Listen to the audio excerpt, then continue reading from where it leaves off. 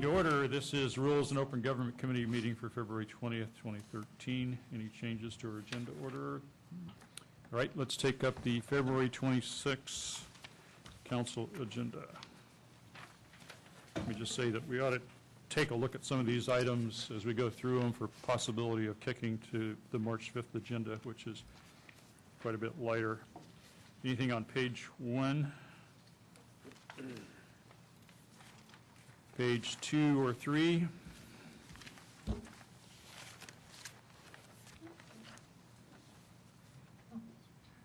Page 4 or 5?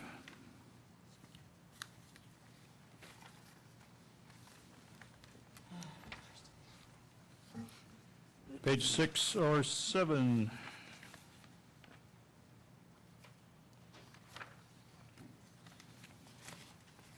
Page 8 or 9?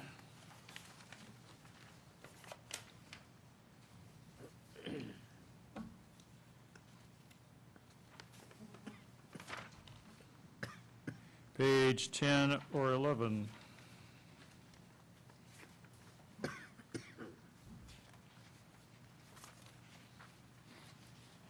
Page 12 or 13?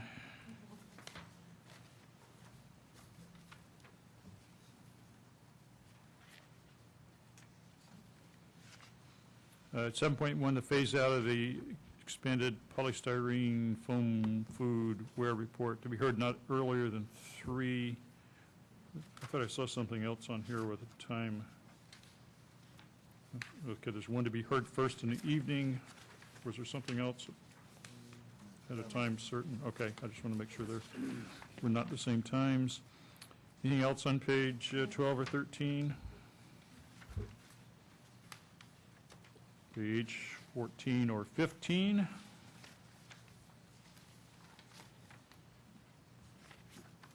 Excuse me, Mr. Mayor. Yes. Item 9.1, we need an additional waiver. Last week, we had requested a waiver to release by Friday. The report did not get out until today.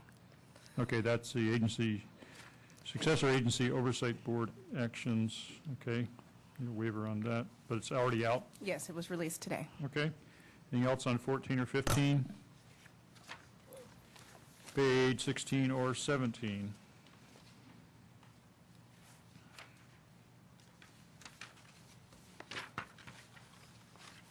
That's it. I have no written requests for additions or changes. Mayor? Yes. Is there any reason why items 4.8, 5.1, and 5.2 couldn't be on the consent calendar?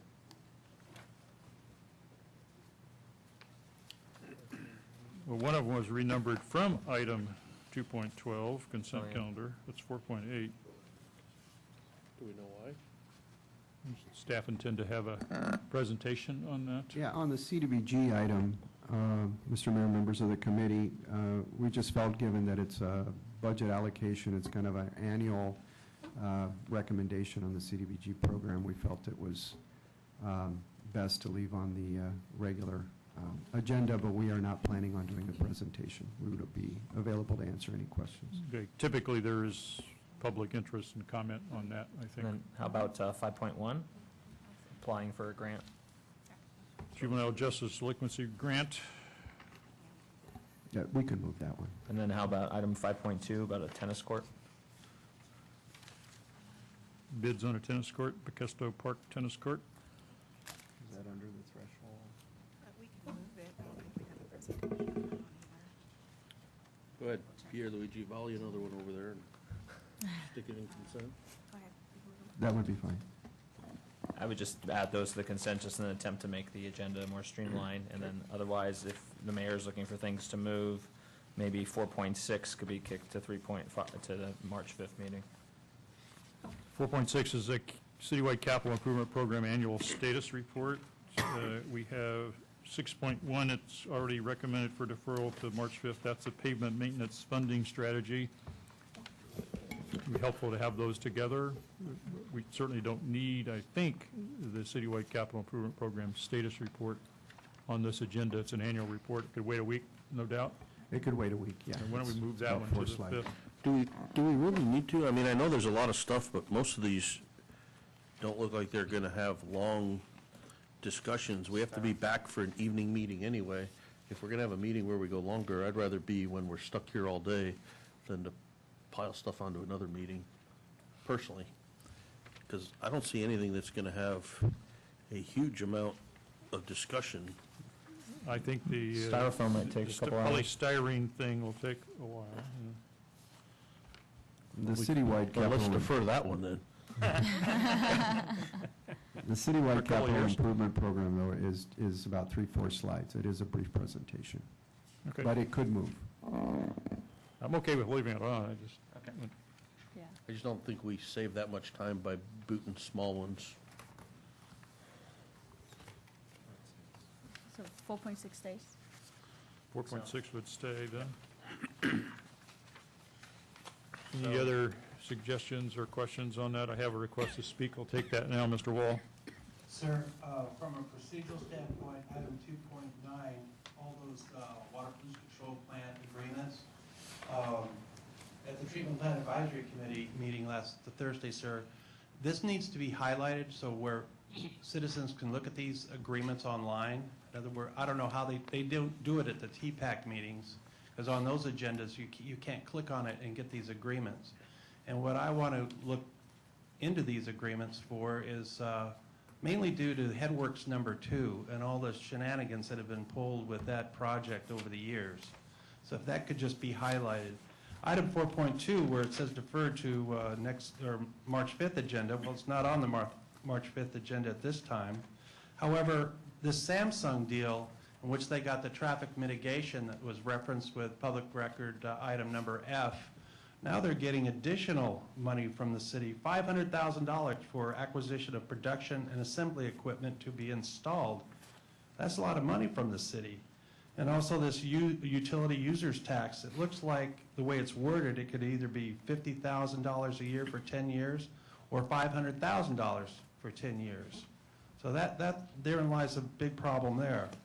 And of course, then there's this high-rise incentive business, 50% reduction in construction taxes for more high-rises downtown. I think that the city's losing out a lot of money there, and I think you should review that. Thank you. That concludes public testimony.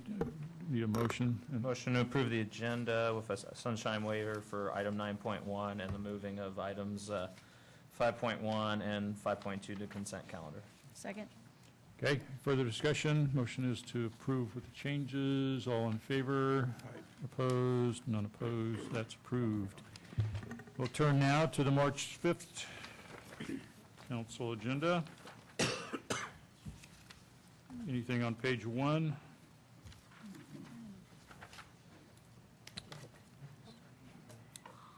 Page 2 or 3? Just confirm, I noticed that closed session's at 9:30 here. Are we going back to our regular time? Or is on mine for March 5th?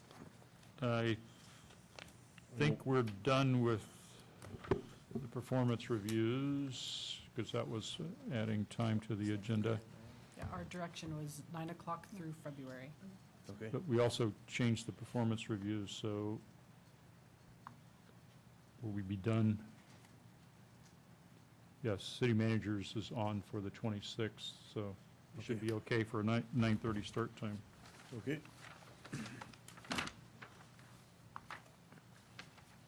It's the shortest consent calendar I think I've ever seen. Anything else on page 2 or 3? It is a short consent calendar. It might grow. Page 4. A short meeting, I think. I have no other requests for additions, or at least written. Anything else? Mr. Wall, you want to speak on this one?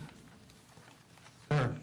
Item 4.1, $24 million for tax-exempt bonds for a corporation-type school, these rocket ship schools, where it says, pay certain expenses incurred in connection with the issuance of the bonds, fund all or a portion of a reserve fund, deposit and capitalized interest. That's a lot of money, sir, to be given out to a rocket ship school. I mean, I think that should be thoroughly discussed, and I don't like it at all. And on item 7.1, which was another water pollution control plant issue, at some point, Mr. Mayor, you're going to have to come to terms that the administration of the Environmental Services Department is less than incompetent. They're out contracting out now plant operators. They're basically trying to contract out every position out there, it seems. The electricians, that was $2 million for the electrician, the industrial electricians, and the instrument technicians. Now we're contracting out these plant operators and plant mechanics. Well, sir, this is not acceptable. In addition, they have no plan to hurry up or accelerate installation of the gas turbine engines, and you need power at the plant. So, sir, I don't know why that you're permitting the administration to place basically non-performing managers at very high salaries, $185,000 a copy, and what do you get for it? It's simple. You could run this out of one of your senior staff advisors to do these contract management. I mean, for the same thing. You're not getting the performance you're paying for, sir. Thank you. That includes public testimony. Motion to approve. Second. We have a motion to approve. We didn't have any sunshine waivers on that one, I think, because there's almost nothing on the agenda. Okay, motion is to approve. All in favor? Aye. Opposed? Not opposed. That's approved. Upcoming study session agenda discussion. I don't think we have any set. What is the next date, and is there a date we should just release? Release the 28th already. The 28th was released last week. The next date is March 7th, which we don't have a tentative topic for that date yet. So we'll take that up next week and whether or not to Yes. release that one. Okay. Legislative update. We have nothing on state or federal. Nothing under meeting schedules, public record, anything the committee would like to pull from the public record for discussion? I have one request to speak, Mr. Wall. Sir, you'll notice that there are several letters referring to Camp Chuck Sam, which is the area behind Columbus Park. This is an enormous vagrant encampment. There are 2 official complaints that I have filed for code enforcement. This is a city property. This property is blighted. The issue of how they treat raw sewage, how they collect it, is unknown to me at this time. I know Columbus Park restrooms is open to the people who ever want to use it, but this is a vast area, and I doubt the people that are in the far ranges of this encampment, this vagrant urban village, if you will use the restrooms. The garbage was being picked up, from what I've been told, from PRNS, but if you go out on Spring Street, which is the center line or the meridian of this collection of vagrant urban villages, you will see garbage bags that look like they're uniform in nature, stacked up like sandbags, and that's not being collected. So the past few days, the garbage has been increasing. I don't know about the sewage. And then, of course, Mr. Mayor, you have to ask the administration about what I would call Camp Chuck Madison. It's in District 7, one of them anyway, is invading municipal water, breaking into trucks and stealing tools. So I think you should have a comprehensive plan to quash all these vagrant urban villages throughout the city. And I believe you're going to need to ask the governor to send in either the California National Guard or the military to set up permanent encampments to triage out the mentally ill, the criminals, and then put the good people that are there to work in public work projects such as picking up garbage throughout the city. Thank you. That concludes the public testimony. Is there a motion?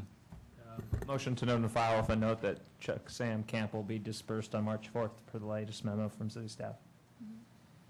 Sorry, not to call. Was there, I think there was a second to that. Got a second? Yes, we do. Okay, motion is to note and file with the comment. All in favor? Aye. Opposed? Not opposed. That's approved. Boards, commissions, and committees, recommended appointment to the Silicon Valley Workforce and Motion Investment approved. Network. Second. Motion is to approve. That would be Sean Washington from Google. On the motion, all in favor? Opposed? Not opposed? That's approved. Item G2, request from Motion approved. Second. City Clerk to approve Cambrian Festival, celebrate Cambrian Festival, city-sponsored event. We have a motion to approve. On that motion, all in favor? Aye. Opposed? Not opposed, that's approved. Number 3 is a request from Councilmember Chu Calra Campos to adopt a resolution to support Food and Drug Administration's regulation of menthol and flavored tobacco products. On Motion that, to approve?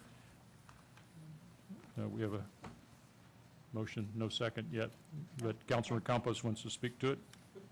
Do you have questions?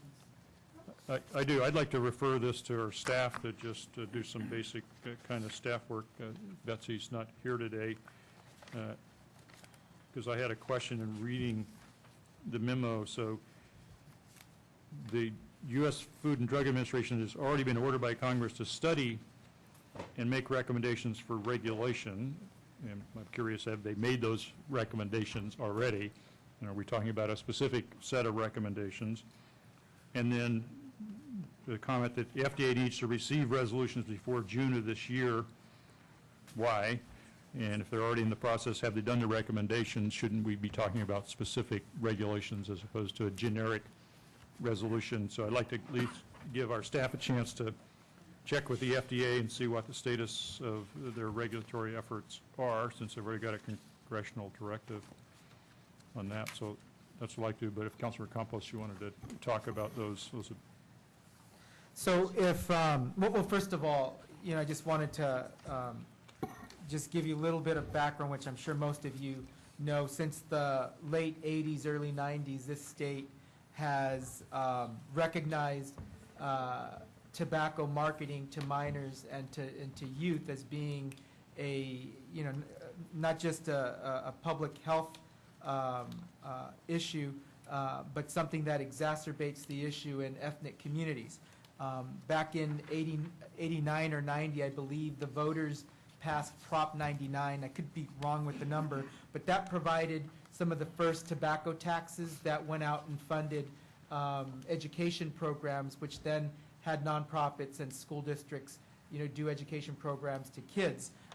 During the 90s, you saw use of tobacco start to fall in many communities. A lot of it, through education. But one of the things that you saw during that time period is that there was the correlation that was made that when you advertise certain products to certain groups of people, advertisement's advertisement. It works. Camel, Joe Camel, and some of those examples are there for the record. So one of the reasons why I signed on to this memo was, with the FDA taking the leadership and providing regulation on menthol-flavored tobacco products, it's pretty obvious that when you enhance a flavor of a product, you're actually trying to hook users or get new users.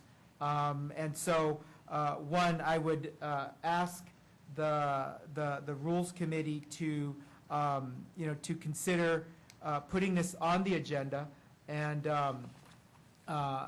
if you are going to refer it to staff, if staff can be cognizant of, there is a deadline in which the FDA, needs to provide some recommendations. So thank you. And if you want to ask questions, I'm available. Okay. There's a formal rulemaking process, and I just need to know if we're in that, and because that does create deadlines, and they put out their regulations, and there's time to respond on that. So that would be part of what I would ask staff to check on.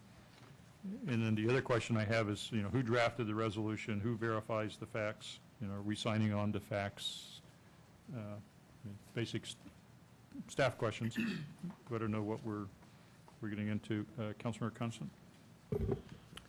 Well, I just wanted to say that once again, I oppose us getting involved in areas that are not directly under the purview of our city council. The last couple of years, we have really strayed from our stated positions of what we were going to do as a council, and it seems like every time the county or the state or the federal government comes up with the flavor of the week, no pun intended, of policy issues, we get this flood of council members wanting to get involved and put our San Jose stamp on it. And when I became a council member in the city, I became a council member because I wanted to run the business of the city, not the business of all these other agencies. And I sure as heck didn't want to become a nanny for the million residents in our city. And I just keep continuing to see more and more of this type of information. There's a lot of stuff that's out there that's bad for people. But we live in a nation where people have the ability to make some choices. In fact, many of us fight for people to continue to be able to have the right to make choices in the things that they do. And I just think that the FDA, they don't come to us when they want to decide how they're going to regulate meat packing companies and how the meat that we have in every restaurant and every grocery store that we have in our city limits. And quite frankly, we shouldn't be involved in that, just like we shouldn't be involved in this. And, you know, I've said it before, and I'll say it again, the folks that want to do the jobs of the county and the state and the feds should go become legislators there, and it's not our position, and I don't support us even wasting staff time on this. We have so many important things in our city that need our staff's attention. This is just going to divert them from the important issues that we need to deal with. We need to make sure that the laws and the rules and the policies and the staff work of our primary mission is handled, and we're not doing that. Vice Mayor Nguyen? Thank you. And first of all, I wanted to thank my colleagues for bringing this memo forward. I think this is really important. It's in line with some of the ordinances that we have now in place with the City of San Jose in terms of the prohibitions of smoking in public parks and also in condos and apartments, and also outside of commercial and retail areas in our city. So this memo is pretty much in line with what we have been doing. I really appreciate the mayor's concerns in regards to making sure that we know who drafted the resolutions and some of the other concerns that he had. So I would support having staff work on this a bit more and coming up with adequate answers to the mayor's concerns and questions, and perhaps bringing this back to the Rules Committee.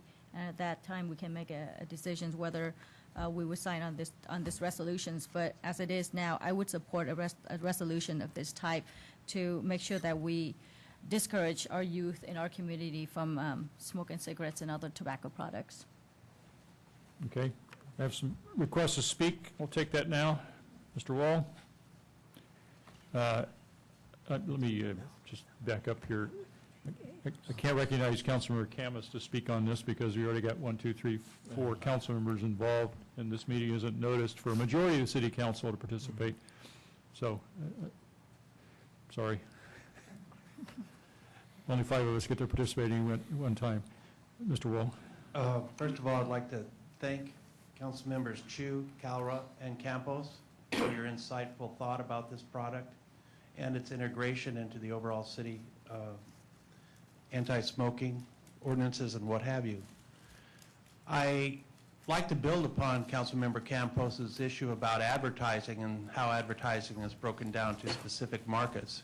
He is absolutely correct on that, and I give great thanks that you brought that up. Along with this study, I would like to see if you're going to look at how advertising of flavor and how it results in decision-making. I would like to look into how your decisions are flavored with reference to taking money from city employees, specifically police and fire and the rest of the good city employees, because you've mastered flavoring what is routinely ejected from the rear end of a bowl. And I think that this is an interesting discussion. Thank you, Councilmember Campos, and I hope they support your motion, because this is a good memo. Thank you. Blaine Reichmeyer? Or Rethmeyer? Rettmeyer. Good afternoon. Thank you for the opportunity to address the council here. I agree with the mayor's decision to refer to staff. You know, obviously the FDA is taking up the issue, and to date the available science shows that menthol cigarettes have no different health effects than non-menthol cigarettes. That is, menthol cigarettes do not increase disease risk, they do not make it easier to start smoking, and they do not make it easier to stop smoking. There have been recent studies that demonstrate that menthol cigarettes are not more dangerous than non-menthol cigarettes. Those findings, which are based on sound science,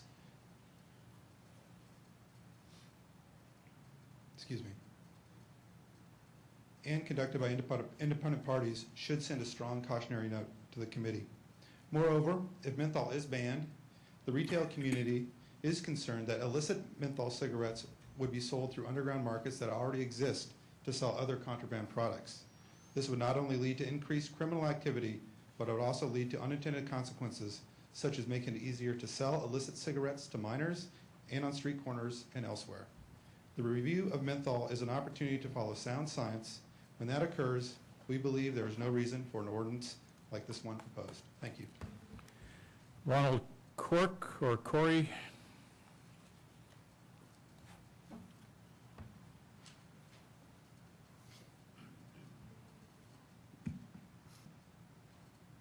Hi, San Jose has a chance to save lives and money to reinvest in the community. Hi, my name is Ronald Corey. I live in District 4, I work in District 3, and I go to school at District 4. Addiction is not a choice. Plainly, it's not. As a Californian, I am expressing my concerns about how the big tobacco industry purposely creates and markets attractive tobacco products to youth and young adults by adding candy or fruit flavor and designing trendy packaging. Why would any youth want a plain package? Why not make it pretty, make it tasteful, make it enticing? Teens, and particularly ethnic youth, are targeted through advertisements and events sponsored by Big Tobacco. A 2010 study prepared by the Center for Tobacco Products found that smokers who start with menthol products are more likely to be hooked on nicotine and tobacco products. Addiction is clearly not a choice. It's a mental health issue. It is a health issue and it is a public health issue. Thank you. Lorna Sumaraga, or Sumaraga? Good afternoon, council members. Thank you so much. My name is Lorna Sumaraga, and I'm a resident of District 7. I'm also working in the public health field. And I just wanted to come and let you folks know that actually there's quite a few research on how menthol and flavored tobacco actually does aid the addiction. Tobacco itself is a very bitter plant, and they actually add menthol in order for the smoker to inhale. And if I'm a former menthol smoker, you inhale even deeper, having the 4,700 chemicals come into your body, and also deeper nicotine entering your body system. So we talk about the different trendy products, and I believe that you have a folder here, and these are the actual newest products. Basically, when we were growing up, there was only 2 flavors, which was plain tobacco and menthol. And it's very interesting that since the smoking rates in overall youth and young adults are going down, all of a sudden they're coming out with very trendy, hip packaging that tastes like candy and also looks like mints and gum and lipstick and chewing tobacco or chewing beef jerky. So I just wanted to state as a parent and also as a resident of District 7 that I hope that in line with the public health and smoking restrictions, and also just caring about the health community, the health costs down the road, that you support the resolution to be on the agenda, and I appreciate it. Thank you so much. Victoria Bourdon?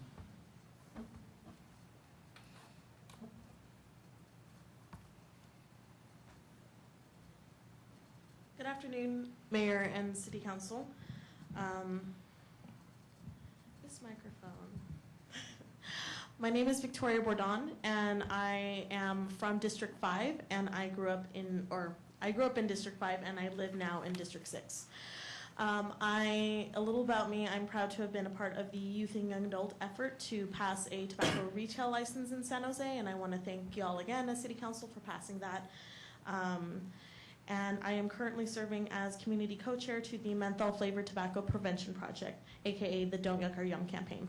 I'm here to today to ask you to put the issue of better regulation of flavored and menthol tobacco products on the agenda for the next City Council meeting. Growing up in Eastside San Jose, I can say with utmost honesty and sincerity that the real gateway drug for poor and working class youth in my neighborhood are flavored tobacco products, including menthol. And why is that? I really want you to ask yourselves, what is more accessible? A $5 pack of menthols that are legal to sell and are packaged and advertised to look appealing to younger generations, or a $20 to $40 worth of risky illegal street drugs? What is more accessible? A piece of fruit from a grocery store 5 blocks away, or a grape-flavored Swisher Sweet priced less than $1 per cigarillo from the liquor store in the neighborhood? I can safely assume that all of you are informed and aware of the health detriments and unnecessary fiscal costs that addiction to tobacco brings to our city. This is very relevant to San Jose. And I'm trusting in your knowledge, your common sense, and genuine concern for your constituents for you to understand that this is a worthy agenda item. Please put... Sorry, your time is up. Thank you very much for your time and consideration. That concludes public testimony on this item. There was a, do you want to make a motion, Yeah. Vice Mayor Nguyen? I'll make a motion to defer this to staff to address some of the concerns that were raised by the mayor and bring this back whenever you have adequate answers back to the Rules Committee for discussion. Yeah, we would ask for March 6th turnaround time. Back to the Rules Committee meeting, Yes. March 6th. Is there a second to that? No, I'll second it. On that motion, all in favor? Aye. Opposed? Got 2 opposed, motion fails. We need 3 votes, so we'll take no action on it. Okay. So I would just suggest it's a federal issue. Contact your Congress representative and write your letters, and just like our state leaders has pointed out in the memorandum, everybody, including our council members, can take their own position. Next item, G4 is a request from Councilmember Camus to approve a grant of $1,000 to Cornish Club of Almaden. Motion approved. Second. I have a motion to approve the Mr. Mayor? request. Just a question. Vice Mayor? This is the first time I see this on the rules agenda. Usually we just process this with the city clerk's office. Is there a reason why it's on the agenda? Well, I was just reading the rule books, and it says if you're a member of the club, that you have to put it to a vote, so that's, I'm just trying to follow the rules. Yes. The money is going to a foundation that helps kids who they're turning around their lives in high schools. They're local high schools all in San Jose, and it helps them get college scholarships, and that's what the money's being used for. Nothing going to the club itself, but all 100% of the money being used for turnaround scholarships.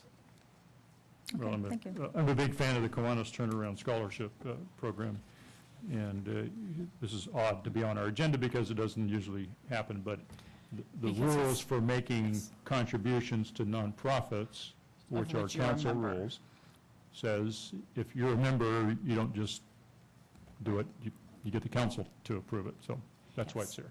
So this will be on a council, a council agenda. Right. So this is really rules approving for it to go on the council agenda. And we would put it on next week's. Okay, We can add it. on a consent calendar On for next consent. week's agenda. There's a motion, right? I think that's do we have a motion? Motion to approve. Okay, motion put it on the agenda as requested. I'm sorry, I got one request to speak. Mr. Wall? I just wanted to say this was a very nice, well-written memo, and I thought it was very well put together because of following the rules. Sometimes there's a lot of rules out there, and I think you did a very fine job in constructing your memo. Thank you for that. Okay, on the motion, all in favor? Aye. Opposed? Unopposed, that's approved. Thank you. Last item is open forum.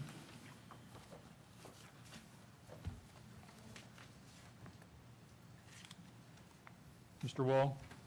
Sir, due to the scandal involving County Board member Shirakawa, there's been a lot of city staffers that have had to pay back their portion of feasting and merriment. I'd suggest you just have a policy of people just picking up their own checks, separate checks would probably solve that. Also, I'm very concerned that you're not being open to and forthright to the public about the cost of sludge drying and why you're changing the whole methodology of drying sludge at the water pollution control plant. The issue of odor is a very thinly veiled foundational argument for the cost that will exceed over $500 million. I'm also concerned once again about the TPAC agendas not being highlighted so you can get access to all the documents to which you vote on. The sewer service and use charge, I'm very concerned, if true, because I do not know, at TPAC it was said that the Environmental Services Department is charged with reformulating the household flow rates for the sewer service and use charge. I contend that the Environmental Services Department is so incompetent and corrupt that this is not a wise idea whatsoever. Furthermore, I'm a proponent for residential flow meters. I want a flow meter on my house. I don't want somebody somewhere estimating the flow that I put to the sewer and then charging me for it, like they've been doing for 37 years, because my flow is a lot different from other people's houses. Also, I don't like the fact that firefighters and other city employees are looking at another 7% having to pay for their retirements coming this year. You're making it to the point where city employees can't afford to live in San Jose, and especially with our public safety people. You're going to lose probably 75 to 125 police officers within the next few months. You can't hire enough as you're losing them. And I'm really also concerned about firefighters because they're working so hard. You can see the increase in Sorry, your time is up. workers' comp claims. That concludes the open forum, concludes our meeting. We're adjourned. New agenda.